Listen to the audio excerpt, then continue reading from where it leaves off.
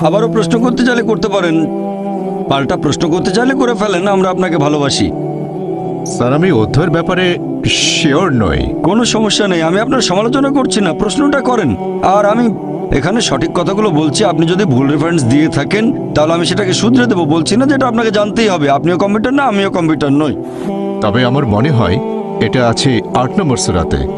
সম্ভবত সূর্য পৃথিবীর চারপাশে ঘুরছে। কোরআনের কোথাও এটা বলা নেই, আপনাকে আমিই বলছি। যে আয়াতটা বলেছেন সেটা সূরা আম্বিয়া অধ্যায় 21 আয়াত নাম্বার 33। তসলিমা নাসরিন এটা বলেছিল, এছাড়াও ইসলামের অনেক সমালোচকও বলেছিল। অধ্যায় 8 মানে সূরা আনফালের কোথাও বলা হয়নি যে সূর্য ঘুরছে, কোনো আয়াতই বলছে না সূর্য ঘুরছে। এর কাছাকাছি যে আয়াতটা পাবেন, যদি আরবি না জানেন তাহলে কোরআনের অনুবাদ পড়েন, এটা সূরা আম্বিয়া। আপনার রেফারেন্সটা ছিল কাছাকাছি, মাত্র 11টা আয়াতের পার্থক্য।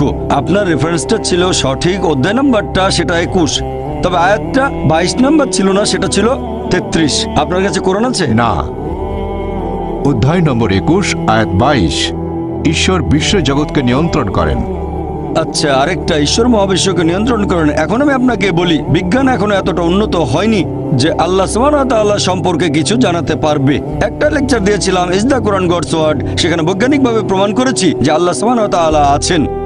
ভলান্টিয়ারদের অনুরোধ করবো ওনাকে একটা ভিডিও ক্যাসেট দিতে।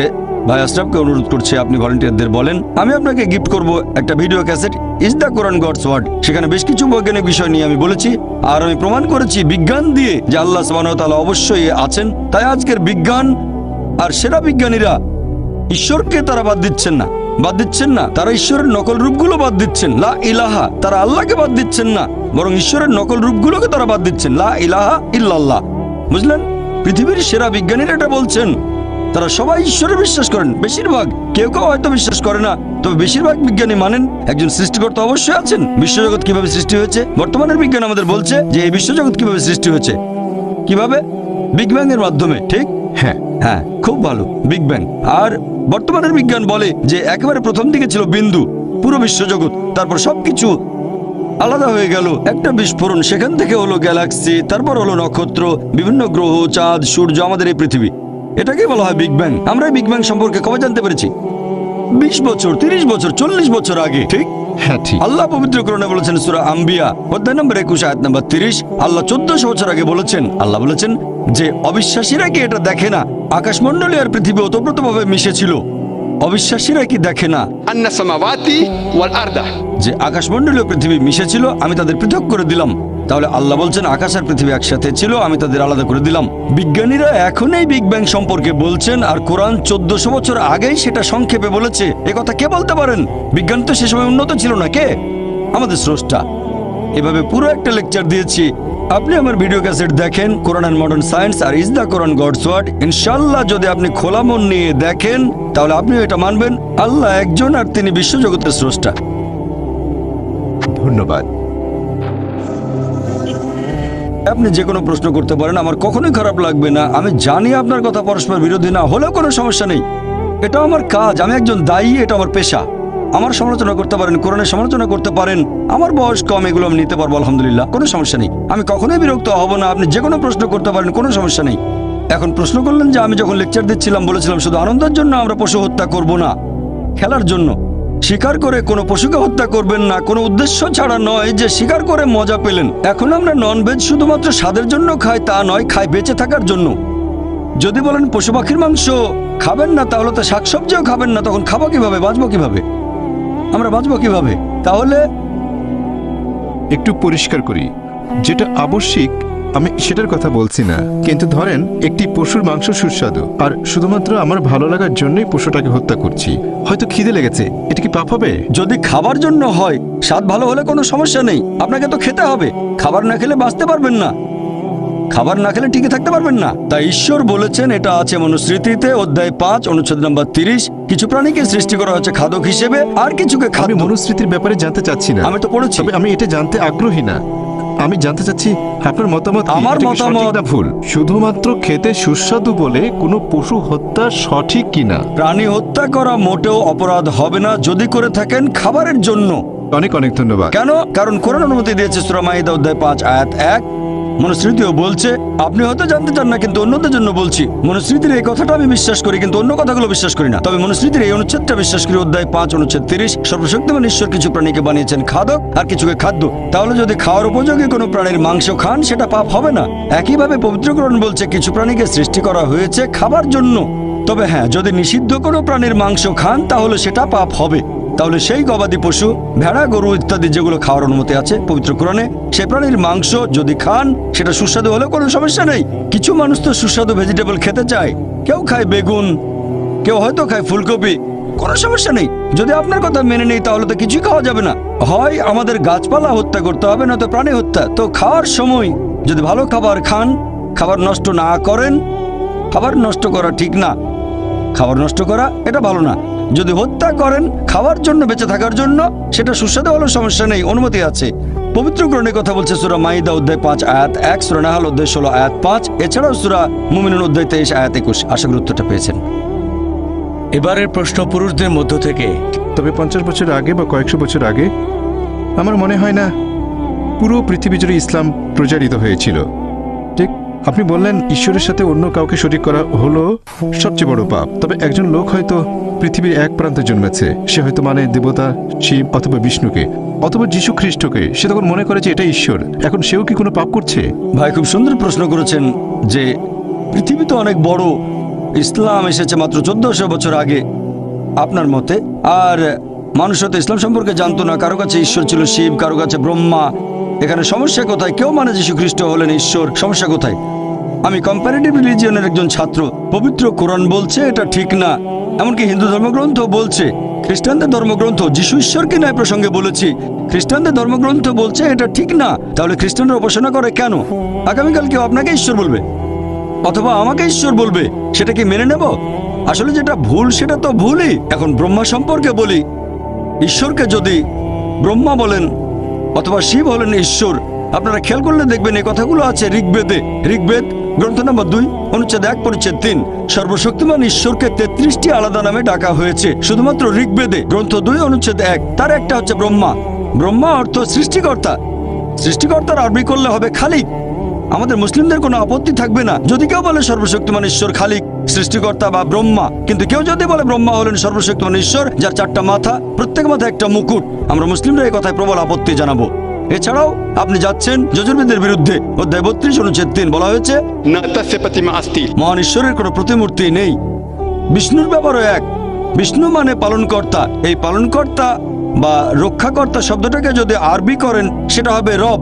আমাদের মুসলিমদের কোনো আপত্তি নেই যদি কেউ সর্বশক্তিমান ঈশ্বরকে বলে রব বা পালনকর্তা বা রক্ষাকারী বা বিষ্ণু। কিন্তু যদি কেউ বলে বিষ্ণু হলেন সেই ঈশ্বর যিনি সাপ দিয়ে তৈরি আসনে করে ঘুরে বেড়ান, 4টা হাত আছে, একটা হাতে চক্র, বাম হাতে শাঁখ, গরুর নামে একটা পাখির পিঠে চড়ে বেড়ান, আমরা মুসলিমরা প্রবল আপত্তি জানাবো। এছাড়াও আপনি যাচ্ছেন শ্বেতাসূত্র উপনিষদের বিরুদ্ধে। অধ্যায় নম্বর 4 অনুচ্ছেদ 19 বলা হয়েছে न तस्य प्रतिमा अस्ति। ঈশ্বরের কোনো প্রতিমূর্তি নেই। তাহলে ভাই যদি কিছু মানুষ ভুল জিনিস মেনে চলে, এমন ব্রহ্মাকে মানে যার কোনো প্রতিমূর্তি নেই, আর তার সাথে যদি কাউকে শরীক না করে, কোনো সমস্যা নেই। আপনার প্রশ্ন নিয়ে বলি যে মানুষ হয়তো ইসলামের কথা জানে না। আমার লেকচার আগেও বলেছি যে ইসলাম কোনো নতুন ধর্ম নয় যেটা এসেছে 1400 বছর আগে। ইসলাম আছে সভ্যতার পূর্বলগ্ন থেকে, আর যীশু খ্রিস্ট নিজেও প্রচার করেছেন ইসলাম। যিশু বলেছেন আমার ইচ্ছা নয়, গসপেল অফ জন অধ্যায় 5 অনুচ্ছেদ 30, আমার ইচ্ছা নয়, পিতার ইচ্ছা পূরণ করি। যদি কেউ বলে আমার ইচ্ছা নয়, সর্বশক্তিমান ঈশ্বরের ইচ্ছা, সে মুসলিম। তাহলে যীশু খ্রিস্ট বা ইসলাম ছিলেন একজন মুসলিম। ঈশ্বরের কাছে আত্মসমর্পণ ছাড়া কিছুই প্রচার করেননি। এই কথাগুলো আরবি করলে হবে ইসলাম। আদম আলাইহিসসালাম আল্লাহর কাছে আত্মসমর্পণ বাদে আর কিছুই প্রচার করেননি। নূহ নবী আল্লাহর কাছে আত্মসমর্পণ বাদে কিছুই প্রচার করেননি। মুসা নবী আল্লাহর কাছে আত্মসমর্পণ বাদে কিছুই প্রচার করেননি। যীশু খ্রিস্ট আল্লাহর কাছে আত্মসমর্পণ বাদে কিছুই প্রচার করেননি। সবাই শান্তিতে থাকুন, কথাটার আরবি করলে হবে ইসলাম। মুহাম্মদ সাল্লাল্লাহু আলাইহি ওয়াসাল্লাম হলেন সর্বশেষ ও চূড়ান্ত নবী। তিনি শুধুমাত্র মুসলিম বা আরবদের জন্য আসেননি। আল্লাহ পবিত্র কোরআনে বলেছেন সূরা আম্বিয়া অধ্যায় 21 আয়াত নম্বর 107, وما أرسلناك إلا رحمة للعالمين। আমি তো তোমাকে প্রেরণ করেছি কেবল মানুষ জাতির প্রতি রহমত হিসেবে, পৃথিবীর সব মানুষের প্রতি রহমত হিসেবে, সকল সৃষ্টির প্রতি রহমত হিসেবে, পুরো বিশ্বজগতের প্রতি রহমত হিসেবে। সেজন্য এটা প্রত্যেক মুসলিমের দায়িত্ব। আমার লেকচারের শেষে পবিত্র কোরআনের একটা আয়াত বলেছিলাম, সূরা আলে ইমরান অধ্যায় 3 আয়াত 110 বলা হয়েছে প্রত্যেক মুসলিমের দায়িত্ব হচ্ছে ইসলামের বাণী প্রচার করা অন্যদের কাছে। আর আল্লাহ পবিত্র কোরআনে বলেছেন সূরা ফুসিলাত অধ্যায় 41 আয়াত নম্বর 53, আল্লাহ বলেছেন سنريهم آياتنا في الآفاق وفي أنفسهم حتى يتبين أنه الحق তাদের জন্য আমার নিদর্শনগুলো ব্যক্ত করব দিগন্ত রেখার সবচেয়ে দূরবর্তী এলাকায় এবং তাদের নিজেদের মধ্যে, যতক্ষণ তাদের কাছে স্পষ্ট না হয় এটাই সত্য। পৃথিবীতে কিছু মানুষ হয়তো থাকে অনেক দূরে কোনো জায়গায়, আর তারা ইসলামের কথা শোনেনি। আপনার মত অনুযায়ী আল্লাহ বলেছেন যে তিনি তার সত্যের বাণী পৌঁছে দেবেন প্রত্যেক মানুষের অন্তরে দিগন্ত রেখার নিদর্শন দিয়ে তাদের নিজেদের মধ্যে। তাহলে আমাদের স্রষ্টা আল্লাহ সুবহানাহু ওয়া তাআলা নিজেই এই বাণী পৌঁছে দেবেন, স্রষ্টার কাছে আত্মসমর্পণের বাণী পৌঁছে দেবেন। তাই আমরা দায়িত্ব পালন না করলেও বাণীগুলো ঠিকই পৌঁছে যাবে। তখন সেটা প্রত্যাখ্যান করলে আপনি ক্ষতিগ্রস্ত হবেন, যদি গ্রহণ করেন তাহলে পরীক্ষায় পাশ করবেন। আশা করি উত্তরটা পেয়েছেন। এবারের প্রশ্ন মহিলাদের মধ্য থেকে। আসসালামু আলাইকুম রহমতুল্লাহি ও বারাকাতুহু। আল্লাহ জানেন মানুষ পাপই করবে যদি তাদের আবার পৃথিবীতে পাঠানো হয় দোজখের আগুনের স্মৃতিটা মুছে দিয়ে। এখন আল্লাহ কেন পৃথিবীর সব মানুষকে দেখালেন না যে তারা পরকালে জীবনে এরকম শাস্তি পাবে? তাহলে মানুষ সবকিছু নিজের চোখে দেখে আল্লাহকে ভয় করত আর সঠিক পথে চলতো। বোন খুব সুন্দর প্রশ্ন করেছেন যে আমরা যদি পরকালের জীবনে দোজখের আগুন সত্যি সত্যি দেখতে পেতাম, সবাই তাহলে বিশ্বাস করত আর কেউ খারাপ কাজ করত না। কিন্তু আল্লাহ তাদের ফিরিয়ে নিয়ে স্মৃতি মুছে ফেলবেন না, কারণ তাহলে তারা আবার একই ভুল করবে। আল্লাহ তাদের এখানে দেখাচ্ছেন না কেন? খুব সুন্দর প্রশ্ন বোন। আল্লাহ এখানেও কিছু নিদর্শন দেখান।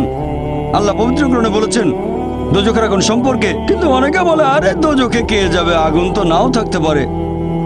আমরা মনে করি বেহেশত আবার কোথায়, এ ব্যাপার নিয়ে পরে চিন্তা ভাবনা করবো। আরে এটা বিশ্বাস করি না, যদিও আল্লাহ বলেছেন, তবে আমরা সেটা বিশ্বাস করি না। এরপর ট্রেলার, আল্লাহ আপনাকে ট্রেলার দেখাবেন, মানে হাইলাইটস এখানেই। যেমন ধরেন এইডস, আল্লাহ পবিত্র কোরআনে বলেছেন তিনি আগে শাস্তি দিয়েছেন অনেক জাতিকে, অনেক কম বা সম্প্রদায়কে তিনি পুরোপুরি ধ্বংস করে দিয়েছিলেন কমে লুত, এছাড়া অনেক কম। এখনকার দিনে আছে এইডস, ৮০ দশকের শুরু, ৮০ প্রথম দিকে। এটা একটা শাস্তি, আল্লাহর তরফ থেকে শাস্তি। অ্যাকোয়ার্ড ইমিউন ডেফিসিয়েন্সি সিনড্রোম, এটা একটা শাস্তি। প্রথমে হোমোসেক্সুয়ালদের হলো, তারপর হেটারোসেক্সুয়ালদের হলো, যারা অবৈধ যৌনাচার করেছে। তাহলে দেখতে পাচ্ছি আল্লাহ তার নিদর্শন দেখাবেন, এই সব কিছু নিদর্শন। যেমন ধরেন বসনিয়া, এটা একটা বিপর্যয় বসনিয়ার লোকদের জন্য। দুই দিক থেকেই কিছু মানুষ অন্যায় করেছে, তারা ছিল মুসলিম। তারা কেমন ছিল? বেশিরভাগই ছিল নিয়ম না মানা মুসলিম, ইসলাম সম্পর্কে জানতো না। আল্লাহ বিপর্যয় দিয়েছেন। হয়তো কিছু মানুষ ছিল ভালো, আর আল্লাহ বলেছেন যখন তিনি শাস্তি দেন সেখানে যারা পাপ করেনি তারাও শাস্তি পেতে পারে, তাদের জন্য এটা পরীক্ষা। আল্লাহ যখন কাউকে বিপর্যয়ে ফেলেন সেখানে অনেকে হয়তো পাপী নয়, আল্লাহ পবিত্র কোরআনে বলেছেন এমনকি তারাও বিপর্যয়ে পড়তে পারে, তবে তাদের জন্য এটা পরীক্ষা। তাদের জন্য পরীক্ষা বোন। এখন পৃথিবীতে কি ঘটছে দেখেন, কি ঘটছে বসনিয়াতে, তারপর অন্যান্য দেশে দেখেন, ইরাকে কি ঘটছে, এসবই হচ্ছে পরীক্ষা। কিন্তু আমরা এখানে কি করছি? আমরা বলি এটা তো বসনিয়াতে ঘটেছে, ভারতে কিছু হয়নি। ঘটনা ঘটেছে গুজরাটে, মাদ্রাজে কিছুই হয়নি। এই সবই নিদর্শন বোন। আল্লাহ এভাবে ট্রেলার দেখাচ্ছেন। আর আপনারা যদি এই বইটা পড়েন, সর্বশেষ ও চূড়ান্ত আসমানি কিতাব পবিত্র কোরআন, তাহলে জানতে পারবেন তিনি আমাদের স্রষ্টা, একমাত্র তার ইবাদত করা উচিত। আর তিনি আমাদের যা দেন তাতে আমরা বলবো আলহামদুলিল্লাহ। আশা করি উত্তরটা পেয়েছেন।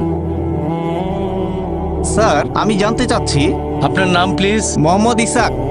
কোনো অমুসলিম আছেন মহিলাদের মধ্যে?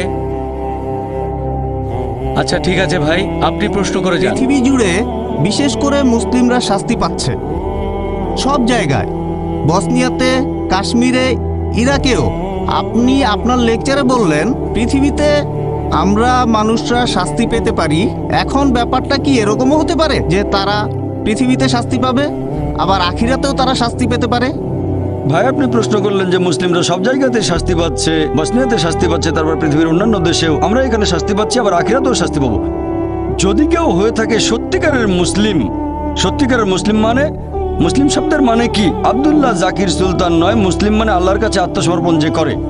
সত্যিকারের মুসলিমের জন্য এই বিপর্যয় হচ্ছে একটা পরীক্ষা, এটা কোনো শাস্তি নয়।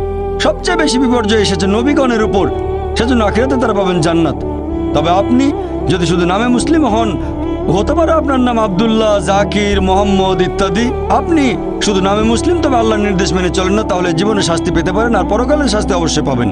কারণ আল্লাহ পবিত্র কোরআনে বলেছেন সূরা আলে ইমরান অধ্যায় ৩ আয়াত ১৮৫, কুল্লু নাফসিন যায়কাতুল মউত। জীব মাত্রই মৃত্যুর স্বাদ গ্রহণ করবে, আর তোমাদের কর্মফল কিয়ামতের দিন পূর্ণমাত্রায় দেওয়া হবে। শাস্তির অংশবিশেষ এখানে পেতে পারেন, আর বাকিটা আখিরাতে। শাস্তির অংশবিশেষ বসনিয়ার যে ঘটনা সেটা অংশবিশেষ, বাকিটা আখিরাতে, চূড়ান্ত বিচার পরকালে। অথবা আপনি বিপর্যয়ে পড়তে পারেন, আল্লাহ হয়তো আপনার পরীক্ষা নিচ্ছেন এখানে, আর আখিরাতে পাবেন জান্নাত। তাহলে আল্লাহর আদেশগুলো মেনে চললে সত্যের পথে থাকবেন, যাই ঘটুক না কেন আপনি বলবেন আলহামদুলিল্লাহ, আশা করি উত্তরটা পেয়েছেন। লেকচার শুনতে এসেছি, আর আপনার যুক্তিগুলো সব মেনে আপনার নাম নিয়েছি। আর পেশা বলুন। মুর্তুজা, আমার নাম মুর্তুজা, আর আমি MBA পড়ছি। আমার একটা ছোট প্রশ্ন আছে। আপনি এই লেকচারে বললেন যে আল্লাহ তাআলা জানেন যে প্রত্যেক মানুষ ভবিষ্যতে কোন কোন কাজ করবে। আমরা আমাদের ভবিষ্যতে কি করব? এই পৃথিবী কেন সৃষ্টি হয়েছে? আমি কোথায় পৌঁছাবো? আমি পরের মুহূর্তেও কি করব সেটা আগে থেকেই ঠিক, তাই না? এখন পরীক্ষা শব্দটা কি এখানে সঠিক? কারণ আমরা যখন পরীক্ষা দেওয়ার কথা বলি যুক্তির সাথে, তাহলে পরীক্ষা এমন একটা জিনিস যার ফলাফল আগে জানা যায় না। এখন আমরা যখনই পরীক্ষা শব্দটা বলি সেখানে ফলাফল অজানা, তাহলে এটা কি সঠিক? কারণ যদি এটা জানা থাকে, আল্লাহ জানেন এর ফলাফলটা কি হবে, আমাদের প্রত্যেকের কি হবে, আর আমরা কে কোথায় যাব, তাহলে আমরা এখানে এসেছি কেন? স্যার, আরেকটু প্রশ্নটা বুঝতে পেরেছি, একবার একটা প্রশ্ন প্লিজ। না, এই প্রশ্নটাই শেষ করতে চাই। প্রশ্নটা কমপ্লিট করবেন। হ্যাঁ, আর ছোট একটা লেকচার ধরেন দিয়ে ফেললেন। আপনি একজন বিজ্ঞানী, আপনি কেন একটা গবেষণা করবেন, কিন্তু আপনি জানেন ফলাফলটা কি, তাহলে এখানে এই গবেষণা করার প্রয়োজন কি? ভাই আপনি প্রশ্ন করলেন, ইনশাআল্লাহ অমুসলিম ভাই বোনদের প্রশ্ন করার সুযোগ দেন, আমরা অমুসলিমদের প্রশ্নের উত্তর দিতে চাই। ভলেন্টিয়ারদের বলবো অমুসলিমদের সামনে নিয়ে আসেন, কোনো অমুসলিম থাকলে আপনারা লাইন ভেঙে সামনে আসেন, আমাকে প্রশ্ন করতে পারেন, আমরাও সেটা চাই। ভাই মুর্তজা প্রশ্ন করলেন, যখন কোনো একটা পরীক্ষা নেওয়া হয় ফলাফল আগে থেকে জানা থাকে না, ফলাফল জানা থাকলে পরীক্ষা হলো কোথায়? একটা সায়েন্টিফিক টেস্টের রেজাল্ট আগে জানা থাকে না, রেজাল্ট আগে জানলে পরীক্ষাটা হলো কোথায়? সুন্দর প্রশ্ন। কেউ আল্লাহকে পরীক্ষা করবে না, আল্লাহ সব ফলাফল জানেন, তবে আল্লাহ এই পরীক্ষাটা দিচ্ছেন না, পরীক্ষা দিতে হবে আমাদের। আমি আগে ফলাফল জানি না, আমি আমার ফলাফলগুলো জানি না, আমি জানি না বেহেশতে যেতে পারবো কিনা। যদি জানতাম বেহেশতে যাব, তাহলে আজকে কষ্ট করে মাদ্রাজে আসতাম না। এই পৃথিবীর বিভিন্ন দেশে যায়, আমার অনেক পরিশ্রম হয়, আমি তো জানি না আমার জন্য বেহেশত নিশ্চিত কিনা। যদি জানতাম নিশ্চিত বেহেশতে যাব, তাহলে খালি খালি কেন ডাক্তারি ছেড়ে দিয়ে দাওয়া দেবো? আমি জানি না, আমি নিশ্চিত না যে বেহেশতে যেতে পারবো কিনা। আমি আল্লাহ তাআলার কাছে দয়া প্রার্থনা করছি, আমাকে দয়া করো, বেহেশতে দাখিল করো। আমি আল্লাহ তাআলার কাছে দোয়া করছি, এভাবে বলবো না যে আমি খুব ভালো দায়িতা বেহেশতে চলে যাব। যে মানুষটা পরীক্ষা দিচ্ছে সে আগে থেকে ফলাফল জানে না। আপনি জানেন না বেহেশতে যাবেন না দোজখে, আমিও জানি না, তবে আল্লাহ জানেন। আমি আমার লেকচারে একটা উদাহরণ দিয়েছিলাম, একজন টিচার যখন পরীক্ষা নিচ্ছেন, অনেক সময় টিচার ফলাফলটা অনুমান করতে পারেন। টিচার জানেন এই ছাত্র পরীক্ষায় ফার্স্ট হবে, তারপরে এই ফেল করতে পারে, তাহলে কি বলবেন যে আমি পরীক্ষা দিতে যাব না? পরীক্ষা দেবেন আপনি, টিচার পরীক্ষা দেবেন না। এখন বিজ্ঞানী যখন কিছু গবেষণা করেন, সেই বিজ্ঞানী আগে থেকে ফলাফলটা জানেন না, সেজন্য তিনি গবেষণা করেন। আল্লাহ সুবহানাহু ওয়া তাআলা কোনো বিজ্ঞানী নন, আমাদের নিয়ে গবেষণাও করছেন না, এটা ভুল ধারণা। আল্লাহ আমাদের নিয়ে এক্সপেরিমেন্ট করছেন না। আল্লাহ সুবহানাহু ওয়া তাআলা আমাদের স্রষ্টা, বিশ্বজগতের স্রষ্টা। তিনি দুনিয়াতে সৃষ্টি করেছেন আমাদেরকে, এই মানুষকে, যাদের রয়েছে স্বাধীন ইচ্ছা, তিনি জানেন। এখন তিনি আমাদের এই পৃথিবীতে জীবন দিয়েছেন, কারণ যদি তিনি এভাবে আমাদের পরীক্ষা না করেন, তাহলে শেষ বিচারের দিনে আপনি আল্লাহ তাআলাকে প্রশ্ন করবেন, আমাকে কেন দোজখে পাঠালেন? যদি আল্লাহ দোজখে পাঠান, এটা আল্লাহ জানেন, আমি জানি না, তাহলে এটা পরীক্ষা। আর আমি আমার লেকচারে বলেছি যে আল্লাহ সুবহানাহু ওয়া তাআলা সুবিচার করেন, এখানে আল্লাহ কোনো রকম পরীক্ষা দিচ্ছেন না, আমাদেরকে আল্লাহর কোনো প্রয়োজন নেই। আল্লাহ এমনিতেই সবচেয়ে মহান, আমরা এখানে পরীক্ষা দিচ্ছি আর আমরা ফলাফলটা জানি না। যেহেতু ফলাফল জানি না, সেজন্য আমরা যথাসাধ্য চেষ্টা করছি, আর আমরা আল্লাহ তাআলার কাছে দোয়া করব, তিনি যেন আমাদের দয়া করেন, আমাদের ক্ষমা করেন, বেহেশতে দাখিল করেন, আমিন। এবারে পরের প্রশ্ন পুরুষদের মধ্য থেকে। আমার নাম শক্তিবেল, MIT-তে বিটেকের ছাত্র। স্যার, আপনি বললেন ঈশ্বর বলেছেন আমি সব পাপ ক্ষমা করব, কিন্তু আমার সাথে শরীক করাকে ক্ষমা করব না। শুধুমাত্র ইসলামের অনুসারীরা আল্লাহকে মেনে চলে, আর অন্যান্য ধর্ম যেমন হিন্দুইজমে আমরা আল্লাহকে মেনে চলছি না, তাহলে আপনার দৃষ্টিতে আমরা পাপী? ভাই প্রশ্ন করলেন যে আল্লাহ যে কোনো অপরাধ ক্ষমা করতে পারেন যদি তিনি চান, এমন না যে ক্ষমা করবেনই, এমন না যে আল্লাহকে বিশ্বাস করলে আপনি যে কোনো পাপ করতে পারেন, তিনি চাইলে অবশ্যই ক্ষমা করতে পারেন, তবে শিরক করার অপরাধ কখনো ক্ষমা করবেন না। এখন অমুসলিমরা আল্লাহকে বাদ দিয়ে অন্য কারো উপাসনা করে। আল্লাহ মানে সত্যিকারের একজন ঈশ্বর, তাকে যে কোনো নামে ডাকতে পারেন। আল্লাহ কোরআনে বলেছেন সূরা ইসরা অধ্যায় 17 আয়াত নম্বর 110, কুলিদুল্লাহ আবিদুর রহমান আইয়ামা তাদুফাল আল আসমাউল হুসনা। তোমরা তাকে আল্লাহ নামে ডাকো অথবা রহমান, যে নামেই ডাকো, সকল সুন্দর নাম সমূহ তো তারই, তবে নামটা হতে হবে সঠিক। কাউকে জন্ম দেননি, কেবলমাত্র একজন, যদি একমাত্র আল্লাহর ইবাদত করেন, তাকে যে নামেই ডাকেন হতে হবে সুন্দর নাম, সঠিক ধারণা হলে সমস্যা নেই। কিন্তু যদি অন্য কারো উপাসনা করেন, যদি কাউকে শরীক করেন, যেমন অনেকে বলে যীশু খ্রিস্ট ভাই সাল্লাল্লাহু আলাইহি ওয়াসাল্লাম হলেন ঈশ্বর, আমরা বিশ্বাস করি তিনি আল্লাহ তাআলার রাসূল, যদি তাকে ঈশ্বর বলেন তাহলে সেটা শুধু পাপই নয়, সবচেয়ে গুরুতর পাপ। পবিত্র কোরআন অনুযায়ী, আমার কথা নয়, কোরআন বলছে সূরা নিসা অধ্যায় 4 আয়াত নম্বর 48, সূরা নিসা অধ্যায় 4 আয়াত নম্বর 116। শুধু যে কোরআন বলছে তাই নয়, বাইবেলে কথা বলছে। এমনকি বাইবেলেও বলা আছে, সর্বশক্তিমান ঈশ্বর বলেছেন, বুক অব ডিউটেরোনমি অধ্যায় 5 অনুচ্ছেদ 7 থেকে 9, তোমরা সর্বশক্তিমান ঈশ্বরের কোনো প্রতিমা তৈরি করবে না, এটা পাপ। এমনকি ঋগ্বেদও বলছে এটা একটা পাপ। যজুর্বেদ অধ্যায় 32 অনুচ্ছেদ 3 বলছে এটা পাপ। তাহলে শুধু কোরআন একাই বলছে না এটা পাপ, এমনকি হিন্দু ধর্মগ্রন্থ বলছে এটা পাপ। ধরো একজন মুসলিম বললো আমি আল্লাহকে বিশ্বাস করি, তারপর ইবাদত করা শুরু করলো মুহাম্মদ সাল্লাল্লাহু আলাইহি ওয়াসাল্লামকে, নাউজুবিল্লাহ। এটা উদাহরণ দিচ্ছি। সে বললো আমি আল্লাহকে বিশ্বাস করি, তারপর মুহাম্মদ সাল্লাল্লাহু আলাইহি ওয়াসাল্লামকে ইবাদত করা শুরু করলো, তাহলে সে বেহেশতে যেতে পারবে না।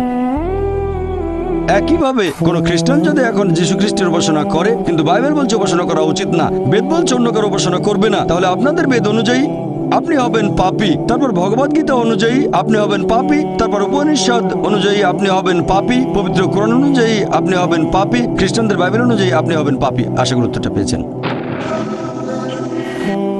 আপনার লেকচারটা আমার খুব ভালো লেগেছে। পবিত্র কোরআনে এরকম লেখা আছে যে আল্লাহ যীশু খ্রিস্টকে বলেছেন, তুমি কি তোমার লোকদের বলেছ ট্রিনিটি হিসেবে তোমাকে আর তোমার মাকে উপাসনা করতে? তাহলে এখানে বোঝা যাচ্ছে কোরআন বিশ্বাস করে মেরি আর যীশু ট্রিনিটির অংশ। খ্রিস্টানরা এরকম বিশ্বাস করে না। ভাই খুব সুন্দর প্রশ্ন করেছেন যে পবিত্র কোরআন বলছে যীশু খ্রিস্ট কখনোই বলেননি যে তোমরা আমাকে অথবা আমার মাকে উপাসনা করো। আর কোনো খ্রিস্টানই মা মেরিকে ঈশ্বর মনে করে না। ভাই খ্রিস্টান ধর্ম সম্পর্কে আপনার জ্ঞানটা সীমিত। খ্রিস্টান ধর্মের মধ্যে 1000-এরও বেশি উপদল আছে, 1000 তারও বেশি। আমি সবগুলোর নাম জানি না। এরকম একটা উপদলের নাম হচ্ছে ম্যারিয়ান এক্স। তারা বিশ্বাস করে যে ট্রিনিটি, এখানে 3 জনের মধ্যে একজন হলেন মা মেরি। তারা বিশ্বাস করে মা মেরি ঈশ্বর, যদিও এরা সংখ্যায় অনেক কম। এখন তারা আছে কিনা তাও জানি না। তবে আপনি যদি খ্রিস্টান ধর্মের গ্রন্থগুলো পড়েন, সেখানে এরকম উপদলের কথা আছে যারা বিশ্বাস করত যে মা মেরি হলেন ঈশ্বর। আশা করি উত্তরটা পেয়েছেন। আমি খ্রিস্টান ধর্মের অনুসারী। এখন পবিত্র বাইবেলের কোনো জায়গায় আমি এরকম দেখিনি যেখানে যীশুখ্রিস্ট বলেছেন যে তোমরা আমার মায়ের উপাসনা করো। এ ব্যাপারে আপনি কি বলেন? ভাই বললেন আপনি নিয়ম মানা খ্রিস্টান, আর আপনি বাইবেলে কোথাও পাননি যেখানে যীশুখ্রিস্ট তার মা মেরিকে উপাসনা করতে বলেছেন। যীশুখ্রিস্ট বাইবেলে এটাও বলেননি যে তোমরা আমার উপাসনা করো, তারপর আপনার উপাসনা করছেন। বাইবেলে যে কথা বলছে কোরআনে সে কথাগুলো বলছে না। কোরআন যেটা বলছে সেটা হলো কিছু লোক মা মেরির উপাসনা করতো, একইভাবে বাইবেলও বলছে। আর আপনি পুরো বাইবেল ঘেটে কোথাও পাবেন না যে যীশুখ্রিস্ট বলেছেন একেবারে পরিষ্কার ভাবে, গোটা বাইবেলে একটা অনুচ্ছেদ পাবেন না যেখানে যীশুখ্রিস্ট বলেছেন আমার উপাসনা করো, আমি ঈশ্বর। তারপরে খ্রিস্টানরা করে, আপনি করেন না, সেজন্য আলহামদুলিল্লাহ, আপনাকে অভিনন্দন জানাই। যীশুখ্রিস্টকে যদি ঈশ্বর বলে না মানেন তাহলে আলহামদুলিল্লাহ, আপনি ইসলামের আরো কাছে আসলেন। আর যীশুখ্রিস্ট নিজের মুখেই বলেছেন, গসপেল অফ জন অধ্যায় নম্বর 16 অনুচ্ছেদ 11 ও 12, আমি তোমাদের অনেক কথা বলতে চাই, কিন্তু সেগুলো এখন সহ্য করতে পারবে না, কারণ যখন সত্যের আত্মা আসবেন তিনি সবাইকে সত্যের পথে নিয়ে যাবেন। তিনি নিজ থেকে কিছু বলবেন না, যা শুনবেন তা বলবেন। তিনি আমাকে মহিমান্বিত করবেন। তার মানে আরেকজন রাসূল আসবেন। এখানে বলা হচ্ছে সর্বশেষ চূড়ান্ত নবী মুহাম্মদ সাল্লাল্লাহু আলাইহি ওয়াসাল্লামের কথা। যদি বাইবেলে বিশ্বাস করেন তাহলে বাইবেলে উল্লেখিত সর্বশেষ নবীকেও বিশ্বাস করবেন, অর্থাৎ নবী মুহাম্মদ সাল্লাল্লাহু আলাইহি ওয়াসাল্লাম। আশা করি উত্তরটা পেয়েছেন। পরের প্রশ্ন পুরুষদের মধ্য গুড থেকে। Evening sir.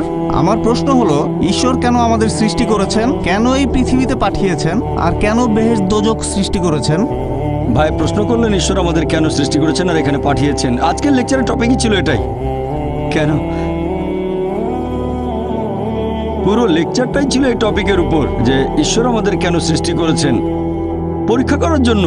এখন ধরেন কেউ একজন পরীক্ষা দিতে বসেছে, এমবিবিএস পরীক্ষা। এখন তো আপনি বলেছেন আমাদের পরীক্ষা নেওয়া হচ্ছে। হ্যাঁ, সেটাই বলছি, পুরো লেকচারের টপিক ছিল এটাই। আর আপনি যদি ঈশ্বর আমাদের মানুষ হিসেবে সৃষ্টি করেছেন কেন, আচ্ছা, তার প্রয়োজন কি? ভালো, ঈশ্বর কেন মানুষ হিসেবে সৃষ্টি করেছেন? আচ্ছা, এটা খুব ভালো প্রশ্ন। ঈশ্বর কেন আমাদের মানুষ হিসেবে সৃষ্টি করেছেন, আমি আরেকটা দৃষ্টিভঙ্গি থেকে বলছি। আপনারা দেখবেন আল্লাহ পবিত্র কোরআনে বলেছেন যে আল্লাহ যখন জিজ্ঞেস করলেন কারা মানুষ হিসেবে পৃথিবীতে আসতে চায়, তখন পাহাড় পর্বতেরা সবাই বলেছিল না, কিন্তু মানুষ অজ্ঞতায় সে বলল হ্যাঁ আমি মানুষ হিসেবে আসতে চাই। কারণ আল্লাহর অন্যান্য সৃষ্টির কোনো স্বাধীন ইচ্ছা নেই, যেমন ফেরেশতাগণের কোনো স্বাধীন ইচ্ছা নেই। তবে আপনি মানুষ হিসেবে জন্মালে স্বাধীন ইচ্ছা থাকবে। এই স্বাধীন ইচ্ছা থাকার পরও যদি আল্লাহকে মেনে চলেন তাহলে ফেরেশতাগণের উপরে চলে যাবেন, আর স্বাধীন ইচ্ছা থাকার পরে যদি আল্লাহকে না মানেন তাহলে ফেল করবেন। তাহলে আমরা মানুষরা অজ্ঞ, আমি সহ, আমি অজ্ঞ। আমি বলি আমি পরীক্ষায় ডিস্টিংশন পাবো, অনেক নম্বর, কিন্তু কোরআন বলছে আমরা মানুষরা অজ্ঞ, আমরা পরীক্ষা দিতে রাজি হয়েছি, এখন পরীক্ষা চলছে। আমার স্মৃতিতে সেটা নেই, শেষ বিচারের দিনে আল্লাহ সেই স্মৃতি দিয়ে দেবেন। আল্লাহ পবিত্র কোরআনে বলেছেন আল্লাহ কথা দিয়েছেন সূরা আরাফ অধ্যায় নম্বর 7 আয়াত নম্বর 172, আমি আদম সন্তানের পৃষ্ঠদেশ থেকে তাদের বংশধরদের বের করি আর তাদের বলি তোমরা কি মানো আল্লাহ একজন? তারা বলে হ্যাঁ আমরা মানি। এখন স্মৃতিটা আমাদের মাথায় নেই, শেষ বিচারের দিন আল্লাহ স্মৃতিটা আবার মাথায় দিয়ে দেবেন। আমরা অজ্ঞ বোকা, তাই বলেছিলাম আমরা পরীক্ষা দিতে রাজি আছি। ধরেন কেউ MBBS পরীক্ষা দেওয়ার ইচ্ছা করলো, টিচারও বললেন দাও। সে মেডিকেল কলেজে অ্যাডমিশন পেলে সমস্যা নেই, পরীক্ষা দেবে। যদি ফেল করে সেটা তার সমস্যা, যদি পাস করে তার সুবিধা।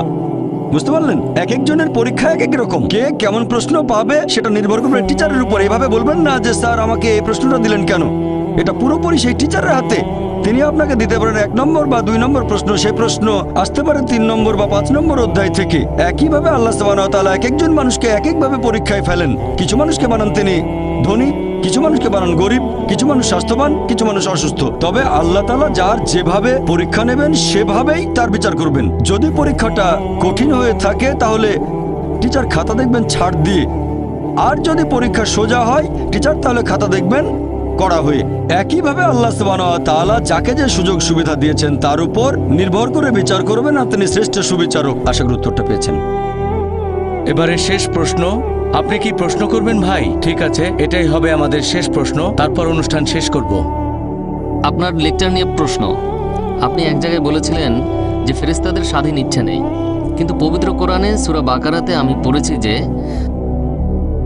আল্লাহ তাআলা আদেশ করার পরও ইবলিস আদমকে সিজদা করেনি। তাহলে তো ইবলিসের স্বাধীন ইচ্ছা আছে, একটু ব্যাখ্যা করেন।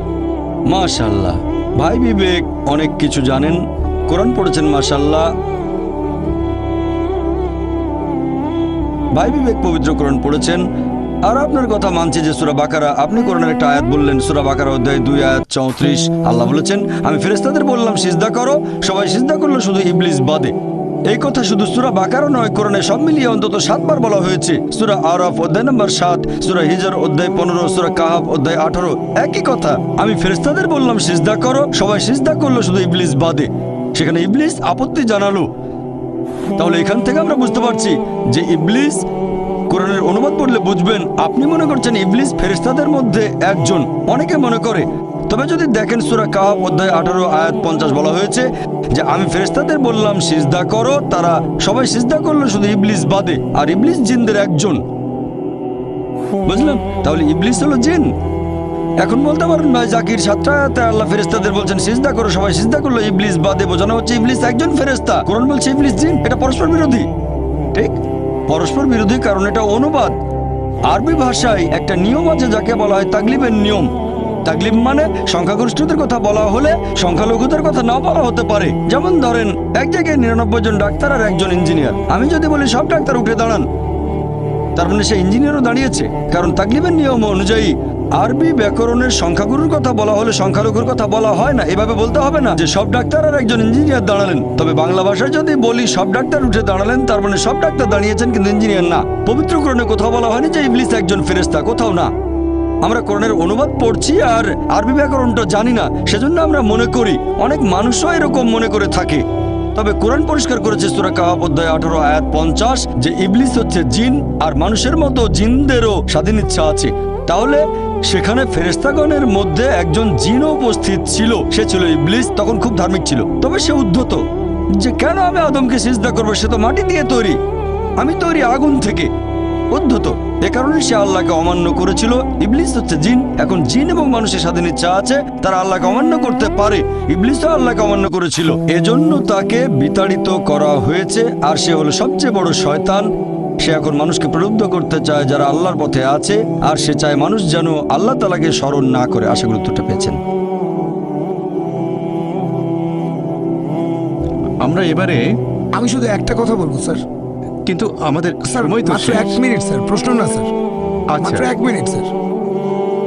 1 মিনিট স্যার, 1 মিনিটে আমি কথাটা বলে শেষ করব। ঠিক আছে, বলেন তাড়াতাড়ি। আমি মোহাম্মদ খাজা মুনির, রিটায়ার্ড অফিসার, মাদ্রাজ ইউনিভার্সিটি। আসসালামু আলাইকুম হাজি ডাক্তার জাকির নায়েক সাহেব। ওয়ালাইকুম আসসালাম রহমতুল্লাহ বারাকাতুহু। স্যার আপনি বললেন যে বোম্বেতে ইন্টারন্যাশনাল ইসলামিক স্কুল চালু করেছেন। আমি অনুরোধ করব আপনি এরকম স্কুল তো আমাদের চেন্নাই সহ পুরো ভারতেই চালু করতে পারেন, কারণ এরকম স্কুল এখনকার দিনে খুবই প্রয়োজন। ধন্যবাদ স্যার। ভাই আপনি আমাদের জমি দিয়েছেন, প্রয়োজনীয় টাকাও দিয়েছেন, ইনশাল্লাহ স্কুল চালু করব। ভাই ও বোনেরা, সবাইকে অনেক অনেক ধন্যবাদ।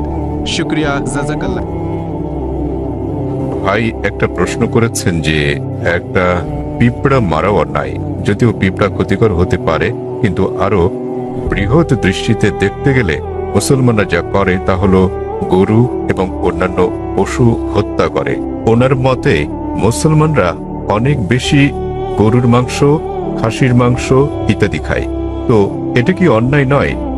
কারণ গীতা, বাইবেল, কোরআন সব জায়গায় বলা আছে যে আপনাকে সকল প্রাণীর প্রতি দয়া দেখাতে হবে, কিন্তু এটা করা হচ্ছে না। ভাই যে প্রশ্নটা করলেন যে একটা পিঁপড়া মারাও অন্যায় এবং জীবন্ত প্রাণী মারাও অন্যায়, তো কেন মুসলিমরা মাংস খায়, গরু, খাসি ইত্যাদি, এটা কি অন্যায় নয়? আমাদের কি দয়া দেখানো উচিত নয়? আমি ভাইয়ের প্রশ্নের প্রথম অংশের সাথে একমত এবং এটা বুঝি যে তিনি ইংরেজি বুঝতে পারেন, যদিও বলতে পারেন না। আমাদের মধ্যে অনেক লোক আছেন যারা ইংরেজি বুঝতে পারেন, যদিও বলতে পারেন না, বাংলাতে প্রশ্ন করেন। তা আমার মনে হয় বাংলাতে বললেও ভাই বুঝবেন, যদিও তিনি ইংরেজিতে প্রশ্নটা করেননি, কারণ তিনি তামিল ভাষাতে বেশি সাবলীল। হত্যার ব্যাপারে যে কোনো প্রাণীকে বিনা কারণে হত্যা করা অন্যায় ইসলাম ধর্মে। এমনকি ইসলামেও কোনো জীবন্ত প্রাণীকে অপ্রয়োজনে হত্যা করা পাপ। এ বিষয়ে একটা হাদিস আছে, নবী বলেছেন, যখন এক লোক বনে আগুন জ্বালাচ্ছিল, নবী বললেন এখানে আগুন জ্বালানোর কারণে এখানে পিঁপড়া আছে। অন্য জায়গায় জ্বালের মানে হচ্ছে নবী নিজেও চিন্তিত ছিলেন যে বনে আগুন জ্বালালে পিঁপড়া মারা যেতে পারে। তিনি সেই সাহাবাকে জায়গা বদলাতে বললেন যাতে পিঁপড়া না মারা যায়। এবার আপনার মূল প্রশ্নে আসি, কেন মুসলিমরা মাংসাশী প্রাণী হত্যা করে, মাংস খায় ইত্যাদি। প্রথমে আমি আপনাকে বলবো যে একজন মুসলমান 100 ভাগ নিরামিষী হয়েও একজন খাঁটি মুসলমান হতে পারেন। মাংস খাওয়াটা আবশ্যিক নয় ইসলামে, কিন্তু যেহেতু আমাদের সৃষ্টিকর্তা আল্লাহ সুবহানাহু ওয়া তাআলা অনুমতি দিয়েছেন মাংস খাওয়ার জন্য, কেন তা আমরা খাবো না?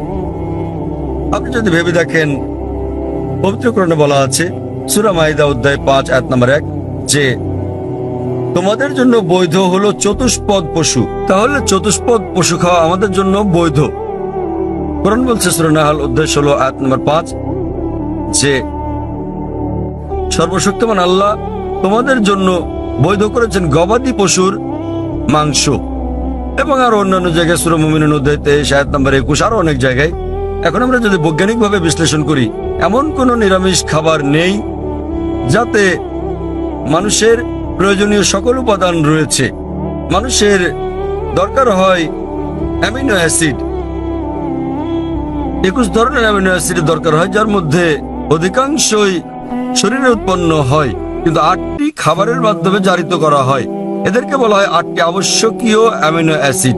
আমার জানা মতে এমন কোনো শাকসবজি নেই যাতে 8 ধরনের অ্যামিনো অ্যাসিড আছে। তাই এমন কোনো শাকসবজি নেই যেটাকে বলা হয় সম্পূর্ণ খাদ্য। সুতরাং এগুলো আমিষ জাতীয় খাবার থেকেই সংগ্রহ করতে হবে। আপনি যদি আরো বিশ্লেষণ করে দেখেন, আমিষ জাতীয় খাবার এটা পুষ্টিকর, ভিটামিন কে তে ভরপুর। আর আরো গভীরভাবে দেখলে যদি আপনি দেখেন তৃণভোজী প্রাণীদের দাঁত, গরু, ছাগল, ভেড়া, তাদের দাঁত সমান। তারা শুধু শাকসবজি খায়, শুধু ঘাস খেতে পারে, মাংস খেতে পারে না। আপনি যদি মাংসাশী প্রাণীদের দাঁতগুলো দেখেন, বাঘ, সিংহ, নেকড়ে, চিতা, তাদের সবার সুচালো দাঁত আছে, কুকুরের দাঁতের মতো। এই প্রাণীদেরকে বলা হয় মাংসাশী প্রাণী। তারা শুধু মাংস খায়, তারা শাকসবজি খায় না। আপনি যদি মানুষের দাঁতগুলো ভালো করে দেখেন, আয়নার সামনে গিয়ে, মানুষের আছে সমান দাঁত, আবার সুচালো দাঁতও আছে। যদি সর্বশক্তিমান ঈশ্বর চাইতেন যে আমরা শুধু শাকসবজি খাবো, তাহলে কেন তিনি আমাদের এই সুচালো দাঁত দিলেন? কেউ বলতে পারেন কেন? কারণ সর্বশক্তিমান ঈশ্বর চান যে আমরা দুটোই খাই, মাংসও খাই, শাকসবজিও খাই। মাংস, তিনি যদি চাইতেন যে আমরা শুধু শাকসবজি খাবো, তাহলে তিনি কেন সুচালো দাঁত দিলেন?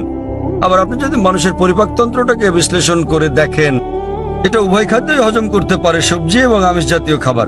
তৃণভোজী প্রাণীদের পরিপাকতন্ত্র, গরু, ছাগল, ভেড়া, এরা শুধু শাকসবজি জাতীয় খাবারই হজম করতে পারে, মাংস হজম করতে পারে না। আবার মাংসাশী প্রাণীদের পরিপাকতন্ত্র দেখেন, সিংহ, বাঘ, নেকড়ে শুধু মাংসই হজম করতে পারে, শাকসবজি হজম করতে পারে না।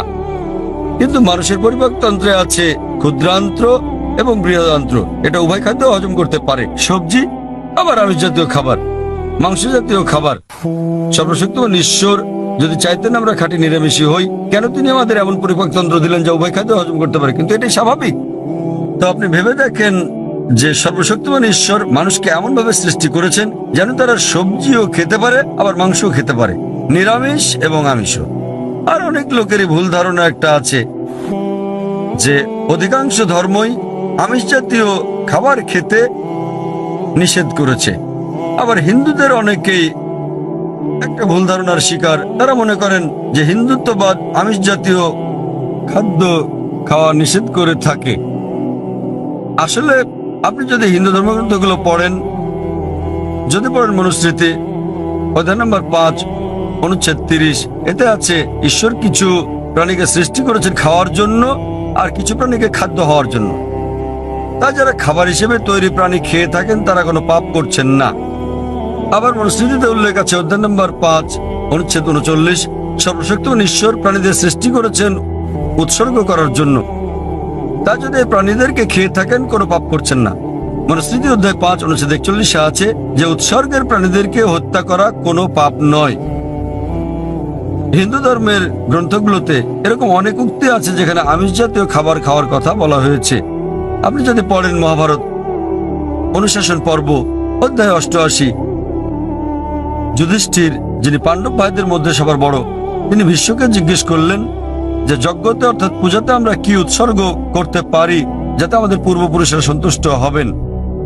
ভীষ্ম উত্তর দিলেন যে যজ্ঞতে পূজাতে তুমি যদি লতাপাতা গাছপালা দাও তাহলে আমাদের পূর্বপুরুষেরা 1 মাসের জন্য সন্তুষ্ট হবেন। যদি মাছ দাও তাহলে সন্তুষ্ট থাকবেন 2 মাসের জন্য।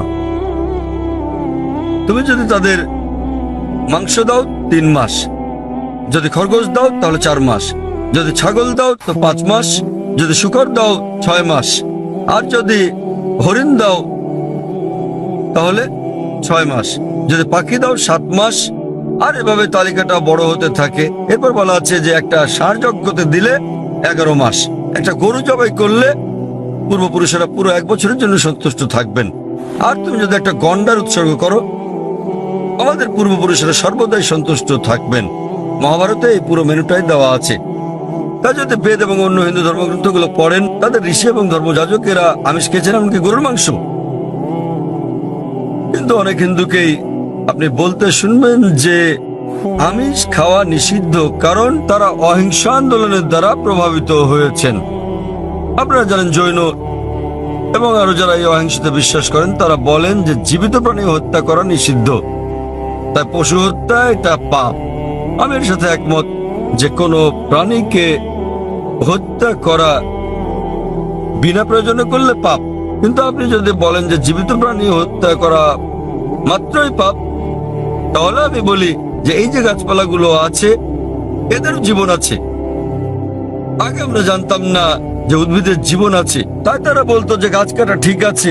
আজকে আমরা জানি যে এমনকি গাছেরও প্রাণ আছে। তখন তাদের যুক্তি পাল্টে বলে জাকির ভাই গাছের প্রাণ আছে ঠিকই, কিন্তু গাছ ব্যথা অনুভব করে না, তাই গাছকে হত্যা করা সবজি খাওয়া আমিষ বা মাংস খাওয়ার তুলনায় অনেক কম অন্যায়। এখন বিজ্ঞানের উন্নতিতে আমরা জানি যে এমনকি গাছেরাও ব্যথা অনুভব করে, কিন্তু তারা যখন কাঁদে আমরা গাছের কান্না শুনতে পারি না, কারণ আমরা প্রতি সেকেন্ডে মাত্র 20 থেকে 20,000 কম্পন তরঙ্গের শব্দ শুধু শুনতে পাই। এর চেয়ে কম বা বেশি আমরা শুনতে পারি না। তাহলে দেখা যাচ্ছে যে গাছেরাও কাঁদে, কিন্তু আমরা গাছের কান্না শুনতে পারি না। গাছে ব্যথা অনুভব করে, বিজ্ঞান আমাদের বলছে। তখন যুক্তি পাল্টে যে হ্যাঁ ভাই জাকির, আমরা বুঝলাম যে গাছেরও প্রাণ আছে, তাদেরও ব্যথা লাগে, কিন্তু ব্যাপারটা হলো যে গাছের 2-3টা ইন্দ্রিয় আছে, প্রাণীদের আছে 5টা ইন্দ্রিয়, তাই প্রাণী হত্যা করা আরো বড় পাপ। তর্কের খাতিরে যদি কথাটা মেনেও নেই যে গাছের 2টো ইন্দ্রিয় 3টি ইন্দ্রিয় আছে, প্রাণীদের আছে 5টি ইন্দ্রিয়, আর সে কারণে প্রাণী হত্যা করা বেশি অন্যায়। তো তাদের কাছে আমার প্রশ্ন যে ধরেন একজন লোক, তার এক ভাই আছে যে হচ্ছে মুখ আর বধির, শুনতেও পারে না বলতেও পারে না। এখন কেউ যদি তাকে গিয়ে মেরে ফেলে, ধরেন আপনার নিজেরই ভাই যে মুখ ও বধির, কথা বলতে পারে না শুনতেও পারে না, এখন কেউ যদি তাকে হত্যা করে, আপনি কি বিচারকের কাছে গিয়ে বলবেন যে হুজুর হত্যাকারীকে কম শাস্তি দিন, কারণ আমার ভাইয়ের 2টো ইন্দ্রিয় কম ছিল, সে বলতে পারতো না শুনতে পারতো না, আপনি কি তাই বলবেন? আপনি বলবেন যে হুজুর হত্যাকারীকে দ্বিগুণ শাস্তি দিন, কারণ আমার ভাই ছিল একজন নিষ্পাপ মাসুম, সে বলতে পারতো না, শুনতেও পারতো না। তো ইসলামে এরকম কোনো বিধান নেই যে কম ইন্দ্রিয় থাকলে কম শাস্তি পাবেন বা বেশি ইন্দ্রিয় থাকলে বেশি শাস্তি পাবেন। কোরআন বলছে যে তোমাদের যে সকল উত্তম জিনিস দেওয়া হয়েছে তোমরা তা ভক্ষণ করো যে পর্যন্ত সেটা বৈধ এবং হালাল অনুমতি আছে। তো ইসলামে পশু জবাইয়ের অনুমতি আছে শুধুমাত্র খাওয়ার উদ্দেশ্যে, বিনা কারণে শিকার করার জন্য, খেলার জন্য এটা নিষিদ্ধ। যেমন বনে আগুন জ্বালালে পিঁপড়া মারা যাবে, তাই নবী বলেছেন এটা করো না। তো যে কোনো জীবিত প্রাণী হত্যা করা নিষিদ্ধ, যদি না এটা খাওয়ার মাধ্যমে জীবন ধারণের জন্য হয়ে থাকে, আর যদি এটা সেই সব অনুমোদিত প্রাণীদের মধ্যে হয়ে থাকে যেগুলোকে আল্লাহ বৈধ করেছেন। যেভাবে মনুস্মৃতিতে বলা আছে ঈশ্বর কিছু প্রাণীকে করেছেন খাদ্য আর কিছুকে খাদক। যদি আপনি খাওয়ার জন্য প্রাণী হত্যা করেন তাহলে কোনো পাপ করছেন না, আর না হলে এমনিতে আপনি যদি বুঝতে পারেন যদি অমুসলিমরা আমিষ জাতীয় খাবার নাও খায় আমার তাতে কোনো রকম সমস্যা নেই। কারণ যদি ভারতের প্রত্যেক অমুসলিমই আমিষ খাওয়া শুরু করেন তাহলে গরু ছাগলের মাংসের দাম বেড়ে যাবে। তাই অমুসলিমরা আমিষ না খেলে আমার কিছু যায় আসে না। কিন্তু কেউ যদি অভিযোগ করেন যে প্রাণী হত্যা অন্যায়, সেজন্য আমি উত্তরটা দিচ্ছি। আর না হলে ইসলামে আপনি একজন নিরামিষ ভোজী হয়েও উত্তম মুসলমান হতে পারেন, কিন্তু যেহেতু আল্লাহ অনুমতি দিয়েছেন আমিষ খাওয়াতে কোনো রকম সমস্যা নেই যদি এটা অনুমোদিত প্রাণীর মধ্যে হয়ে থাকে। আশা করি উত্তরটা পেয়েছেন। আমরা এটা শেষ প্রশ্ন হিসেবে নেব জাকির ভাই। অমুসলিম বোন, হ্যাঁ আপনি আপনার প্রশ্নটি করুন। அல்லாவால எல்லாம் ஒரு நொடியில செய்ய முடியும், கடவுளால எல்லாம் படைக்க முடியும் அப்படின்னும் போது மக்களை படைக்கிறதுக்கு மட்டும் ஏன் 6 நாள் ஆனது? உலகத்தை படைக்கவும் மக்களை படைக்கிறதுக்கும் 6 நாள் ஆனது சொல்றாங்க. அதனால அது என்னன்னு தெரிஞ்சுக்கணும். আসসালামু আলাইকুম ভাই, তার প্রশ্নটি হলো যদি সর্বশক্তিমান আল্লাহ যে কোনো কিছুই তৈরি করতে পারেন, কেন তার সমস্ত পৃথিবী তৈরি করতে 6 দিন লাগলো? বোন প্রশ্ন করলেন যে আল্লাহ যদি যে কোনো কিছু সৃষ্টি করতে পারেন তাহলে কেন 6 দিন সময় নিলেন। বোন, আল্লাহ যদি চাইতেন একদিনে সৃষ্টি করতে পারতেন, তখন আপনি বলতেন যে কেন একদিনে তৈরি করেছেন, 6 দিনে কেন নয়? কারণ আল্লাহ 6 দিনে এটা বানাতে চেয়েছেন। কোরআন বলে যে আল্লাহ যা ইচ্ছা করেন তাই সৃষ্টি করতে পারেন। অনেক আয়াতে আছে আল্লাহ বলেন কোরআনে, সূরা আলে ইমরান অধ্যায় 3 আয়াত নম্বর 59, إن مثل عيسى عند الله كمثل آدم خلق من تراب ثم قال له كن فيكون। আল্লাহ আদম আলাইহিস সালামকে সৃষ্টি করেছেন যেমন তিনি যীশু খ্রিস্টকে সৃষ্টি করেছেন ধুলো থেকে, তিনি বলেন হও আর তা হয়ে যায়। তো আল্লাহ যখন কিছু সৃষ্টি করতে চান তিনি বলেন হও আর হয়ে যায়। তিনি ইচ্ছে করলেই এটা হয়ে যায়। আল্লাহ যদি ইচ্ছে করেন আপনি 9 মাস পরে জন্মাবেন তাহলে আপনি 9 মাস পরে জন্ম নেবেন। আল্লাহ যদি চান 1 সেকেন্ডে তাহলে মাত্র 1 সেকেন্ডেই। তো আল্লাহ চাইলেন যে তিনি কোনো কিছু 6 দিনে সৃষ্টি করবেন, তাই তিনি করলেন। এমন না যে আল্লাহ একদিনে করতে পারতেন না, একদিন কেন 1 সেকেন্ডেও তিনি করতে পারতেন। আল্লাহ চেয়েছেন এটা 6 দিনে বানাতে, সেজন্য 6 দিনে হয়েছে। তো আল্লাহ যাই চান তিনি শুধু বলেন কুন ফায়াকুন, হও আর এটা হয়ে যায়। এই সৃষ্টি জগতে তিনি বলেন হও আর হয়ে গেল। তবে আল্লাহ এটা 6 দিনে বানাতে চেয়েছিলেন, সেজন্য 6 দিনে হয়েছে। এমন না যে তিনি এর চেয়ে কম বা বেশি সময় বানাতে পারতেন না, এটাই তিনি চেয়েছিলেন। আর আল্লাহ যাই ইচ্ছা করেন তাই হয়ে যায় সহজে। আশা করি উত্তরটা পেয়েছেন। এক ভাইয়ের কাছ থেকে একটা অনুরোধ এসেছে যে যারা ইসলাম গ্রহণ করেছেন, আমরা অনুষ্ঠানটা শেষ করার আগে এক ভাই নেলসন ম্যান্ডেলা তিনি গ্রহণ করেছেন ইসলাম। আমি তার হাতে কোরআনের একটি অনুবাদ তুলে দিতে চাই। আমি স্বেচ্ছাসেবক বোনদের অনুরোধ করবো তার হাতে একটি কোরআনের অনুবাদ। আমাদের এই ভিডিওটি যদি আপনার ভালো লেগে থাকে তাহলে ভিডিওতে একটি লাইক দিতে পারেন এবং আপনার প্রিয়জনদের সাথে শেয়ার করতে পারেন। এবং এইরকম আরও ভিডিও পেতে আমাদের ইউটিউব চ্যানেলটি সাবস্ক্রাইব করে পাশে থাকা বেল আইকনটি অন করে দিন।